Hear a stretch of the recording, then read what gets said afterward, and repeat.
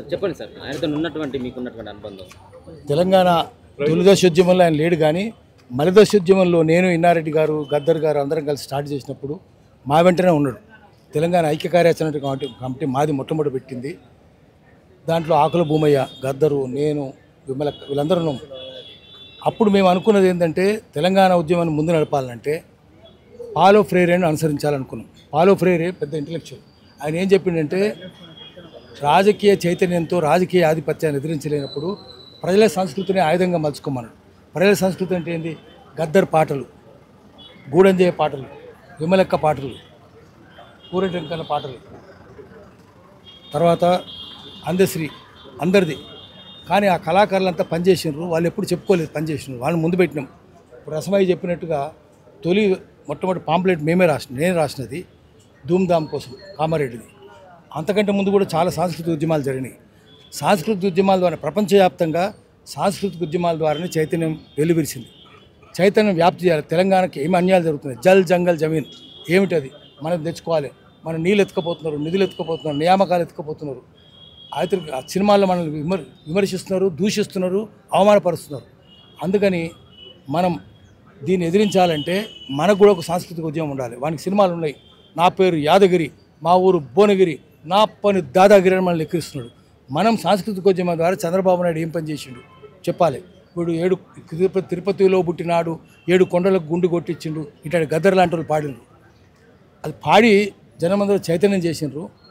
దాంట్లో అందశ్రీ కూడా వచ్చిండు మా ఇంట. అందశ్రీని మేము మొట్టమొదటి 95 తెలంగాణ ఉద్యమం మొదలుపెట్టినప్పుడు మేము పత్రిక ఉండేది. దాంట్లో ఆంధ్ర వాళ్ళు కూడా ఉండేవాళ్ళు, బ్రాహ్మణులు కూడా ఉండేవాళ్ళు. దళిత ఉద్యమం, దానికి తర్వాత నక్సలైట్ ఉద్యమం రెండింటికి సపోర్ట్ ఉండేది. వర్తమానం అని దాంట్లో మొట్టమొదట రాజన్న అని, సాదం రాజన్న అని ఇప్పటికి ఉన్నాడు ఆయన. వీళ్ళ ఊరు పక్కనే ఊరు కృష్ణాజిగూడెం, రేబర్తి పక్కన. ఆయన మొట్టమొదటి ఇంటర్వ్యూ చేసిండు, పెద్ద వార్త రాసిండు ఆయన గురించి. చదువు రాకపోయినా ఎంత అద్భుతంగా ఆయన ఉప్పర్ మేస్త్రి అని ఎంత అద్భుతంగా చేసిండు, ఎట్లా రాసిండు అనేది. ఆ తర్వాత ఏమైందంటే శేఖర్ గారు నేను పట్టుకొచ్చి ఒక సినిమా తీయాలనుకున్నారు. అది జోగిని వ్యవస్థ మీద సినిమా తీయాలి. శేఖర్ అంటే ఆయన ఉదయం ఈనాడు పత్రికలో చీఫ్ రిపోర్టర్ ఉండేవాడు. మొట్టమొదటి చీఫ్ రిపోర్టర్ ఆయన యలమంచి శేఖర్. ఆయన భార్య ఝాన్సీ, ఆమెనేమో మెంటల్ హాస్పిటల్ సూపరింటెండెంట్. ఈ జోగిని వ్యవస్థ చాలా భయంకరంగా ఉన్నదని సినిమా తీయాలనుకున్నాడు. గంగా సినిమా తీసింది, శేఖరే తీసింది. చాలా నష్టపోయింది. ఆయన ఎప్పుడు బాధపడేవాడు, అయ్యో ఇన్ని పైసలు తీసి ఇంత ఖర్చు పెట్టి భూములను నమ్ముకొని సినిమా తీస్తే నాకైతే అవార్డు వచ్చిందన్న, నంది అవార్డు గంగకు. మరి శేఖర్ అన్న జర్నలిస్ట్, ఆయన అన్ని పోగొట్టుకుంటా. ఆమెనేమో పెద్ద డాక్టర్, ఆమె సూపరింటెండెంట్, మెంటల్ హాస్పిటల్ సూపరింటెండెంట్. అన్న ఈ ఝాన్సీ అక్క మెంటల్ అయిపోయేటట్టుంది, ఆమెనే పేషెంట్ అయిపోయేటట్టుంది అని ఎప్పుడు బాధపడేవాడు.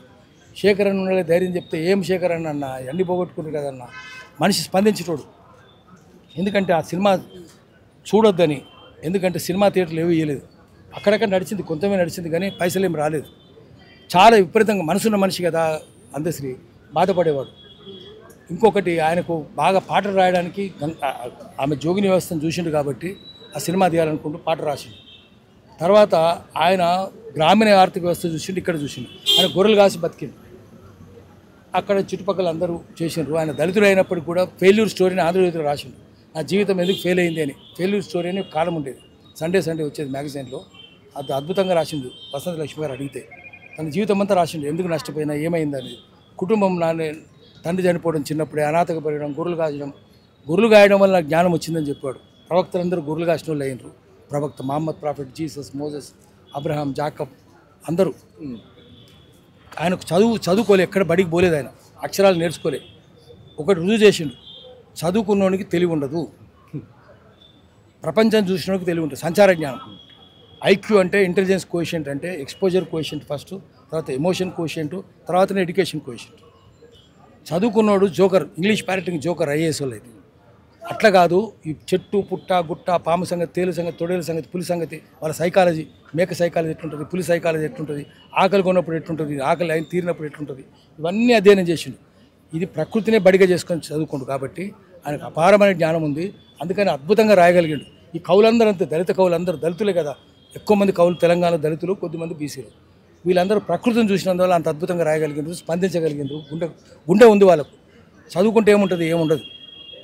అందుకనే ఆయన ఒకటి రేబర్త్ చూసి, హైదరాబాద్ చూసినాక ఆయనకు బాధ కలిగింది.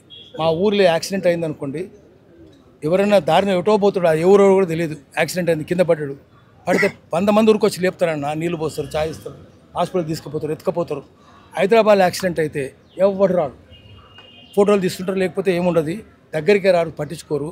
అందుకని మనిషి అనేవాడు మాయమైపోతున్నాడమ్మా మనిషి అనేవాడు అనేది అది తీసింది. మచ్చుకైనా కానరాడు మానవత్వం ఉన్నవాడు అంటే పట్టణాల్లోనే ఉంటుందని ఆయన ఉద్దేశం. మానవత్వం ఉన్నాడు, పట్టణాల్లో ఉంటాడు, మనిషి ఉంటాడు, గ్రామాల్లో ఉంటాడు, చదువురానోళ్ళు ఉంటారు, ఆదివాసులు, చెంచులు, గోండులు, కోయలు, సవర్లు, జాతాపులు మానవత్వం ఉన్నోళ్ళు, దళితులు కూడా మానవత్వం ఉన్నారు, గ్రామాల్లో మానవత్వం, రోడ్లు ఉడిచే తల్లు పట్టణాల్లో వాళ్ళు మానవత్వం ఉన్నారు, పేదోళ్ళంతా. డబ్బులు ఉన్నవాడికి చదువుకున్నవాడికి జ్ఞానం ఉండదు అని ఫీల్ అయ్యేవాడు. అట్లా ఆయన నిజ జీవితాన్ని అద్భుతంగా చిత్రించేవాడు పాటల్లో. ఆయన సమాజం గురించే పట్టించుకుంటే తప్ప కుటుంబం గురించి ఎప్పుడు పట్టించుకోలేదు. తన భార్య ఏమైంది, పిల్లలు ఏమైంది, కూతురు ఏమైంది, కొడుకు ఏమైంది ఎప్పుడు పట్టించుకోలేదు. ఆయన సమాజాన్ని ప్రాథమిక చైతన్యం చేసుకుంటూ కుటుంబాన్ని ద్వితీయ చైతన్యం చేసుకుంటూ. మామూలుగా మనిషికి ప్రాథమిక చైతన్యం కుటుంబం ఉంటుంది, ద్వితీయ చైతన్యం సమాజం ఉంటుంది, కొంతమందికి ద్వితీయ చైతన్యం కూడా ఉండదు.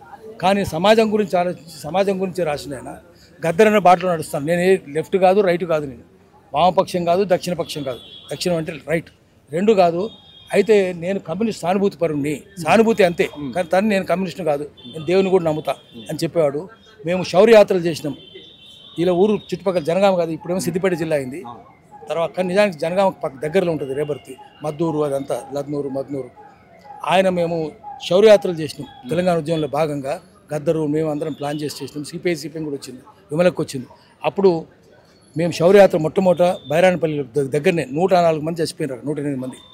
అక్కడ మా ఇంటి శౌర్యయాత్రకు వచ్చింది బుర్జ్ దగ్గరికి. ఆ తర్వాత కూటిగల్లు పోయినాం, కూటిగల్లు పక్కన 40 మంది చచ్చిపోయారు ప్రజాకార పోరాటంలో. అక్కడికి వచ్చిండు. మా ఇంట పులిగిళ్ళకి వచ్చిండు, పాలకూరు ఐలమ్మ దగ్గరికి వచ్చి దండం పెట్టిపోతుండే, అమ్మ దండం అమ్మ అని. అట్లనే దొడ్డి కబిన దగ్గరికి వచ్చి కర్ర పట్టుకొని అని చేతిలో, నేను దొడ్డి కొమరయ్య చేతిలో దుడ్డు కర్రను, చాకలేళ్ళమ్మ చేతిలో రోకల్ని అని చెప్పాడు, కవితని చెప్పినట్టే.